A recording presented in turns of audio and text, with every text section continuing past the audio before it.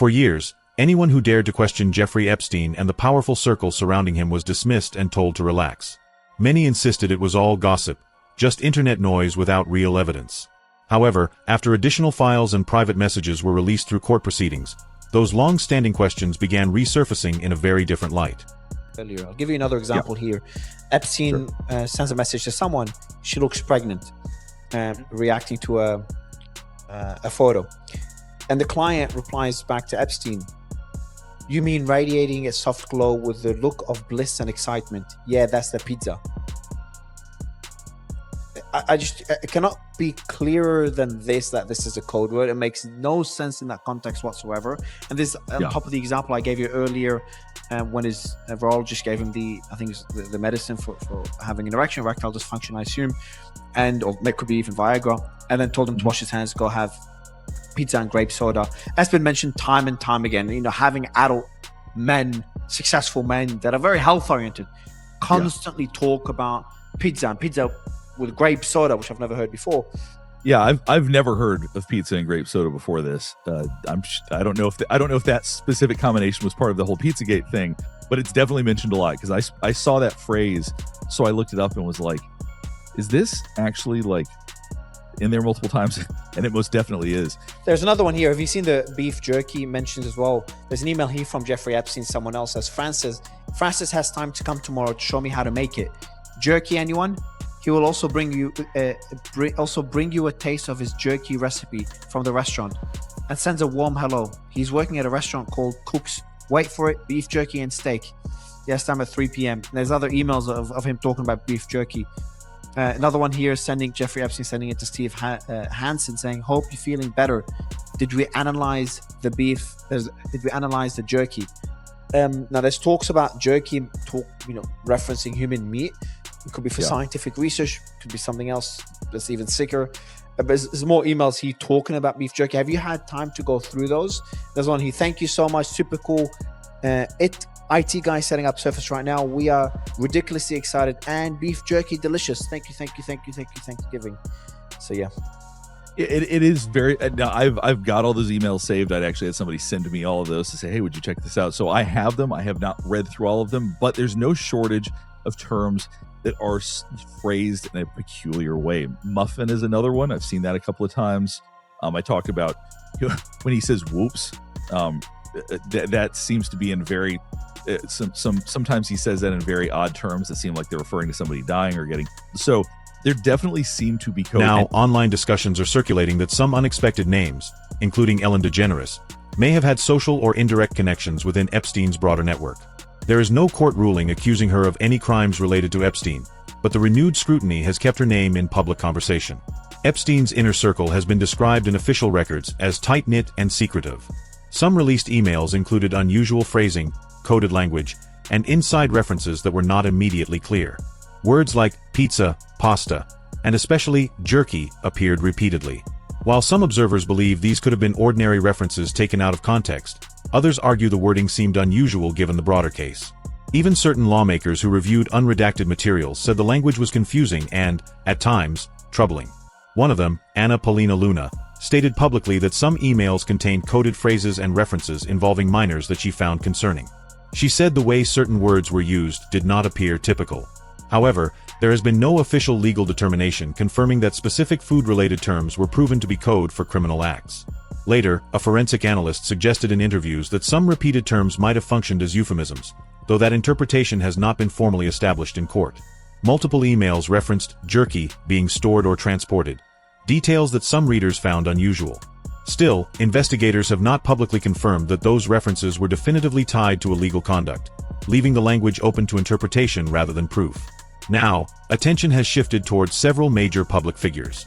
One of the biggest names being discussed online is Ellen DeGeneres. For years, she built her brand as the smiling face of daytime television. Friendly, safe, and humorous. But in recent waves of online speculation, some commentators have suggested her name appeared socially closer to Epstein's broader circle than many expected. There is no court ruling linking her to Epstein's criminal activity. However, the discussion alone has raised questions among certain audiences. One viral rumor even went so far as to label her with extreme and graphic accusations, claims that spread rapidly across social media despite having no verified evidence behind them. Around the same time, online users began attempting to draw connections between her and Epstein through overlapping social networks. Some internet commentators speculated that she may have facilitated introductions within elite circles, though no documentation or legal findings have confirmed such claims. None of these allegations have been proven in court. Yet the intensity of the speculation surprised many viewers who primarily associated her with daytime television.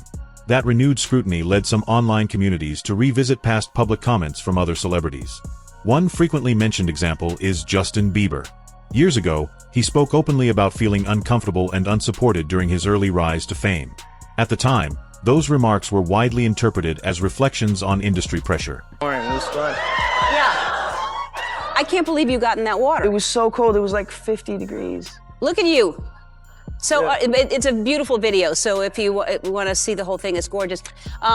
Speaking of you in your underwear, let's talk about the paparazzi shot in Bora Bora. Okay. So you are obviously in a private bungalow. Yeah. And because usually we're all pretty good at spotting paparazzi. Yeah. They hide in boats Yeah. and pretend to be fishermen, Yeah. and we're like, Yeah. you're paparazzi. I mean, we're Yeah. pretty good at it. How did you not see that there was paparazzi there? Well, I just didn't see them. I think I wasn't really looking out for them either, so. Was there a boat? When you think back on it now, can you see where they may have been? Were they yeah, in a boat? yeah, they're definitely in a boat. Yeah. Mm.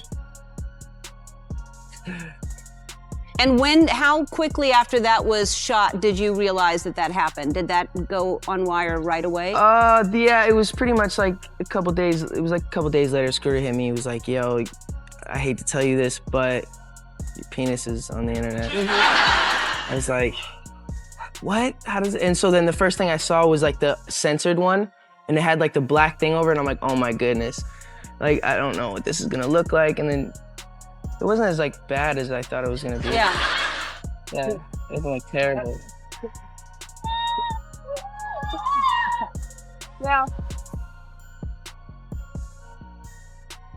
I'm no expert, but I heard that it was good. I'm sorry. Yeah. Well, what amazed me, though, is that got so much attention, and I was in the bungalow next to you, and when I saw it, I was shocked. Yeah. And I don't know how people didn't see. I was right there. Oh my God. Yeah. That's funny. Yeah. That's funny. My hat! So there's a young woman in the background you can see in the bed. Yeah, I know. Is that your girlfriend? No, it's not. Just a girl that you were in Bora Just a Bora friend. with? Yeah. You just brought a friend to Bora Bora? Yeah. And you're just naked with your friend? Why are you putting me on the spot like this? Gosh. I mean, you can say, why can't you say you're dating somebody? I'm not dating anyone though. She's just a friend? She's just a friend. Wow. Stop. I have friends, I've never seen them naked like that. And they don't bring me to Bora Bora. Stop. You're making me blush, dude. More recently, some online commentators have speculated about whether he may have been alluding to broader industry issues. However, he has not publicly linked his experiences to Epstein or to any specific individuals. Others also pointed out how quickly fact-checkers and media outlets responded when certain claims began trending. For some observers, that rapid response signaled responsible journalism. For others, it fueled additional suspicion.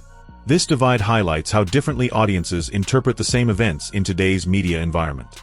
There is also a 2009 incident involving a young model named Gabriela Jimenez. In widely shared footage from that time, she was seen outside a hotel appearing distressed and claiming she had witnessed something troubling involving influential guests. The clip resurfaced years later, prompting renewed online discussion. However, no official investigation publicly confirmed the broader conclusions that some internet users later speculated about, leaving much of the narrative unresolved.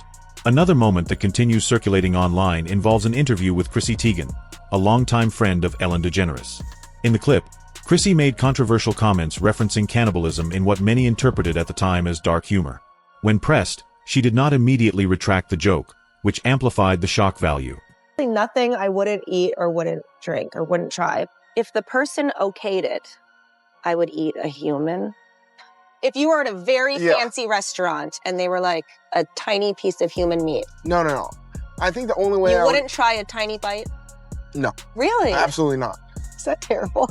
Years later, following renewed public attention on Jeffrey Epstein's case, some online commentators revisited the clip and questioned the appropriateness of those remarks.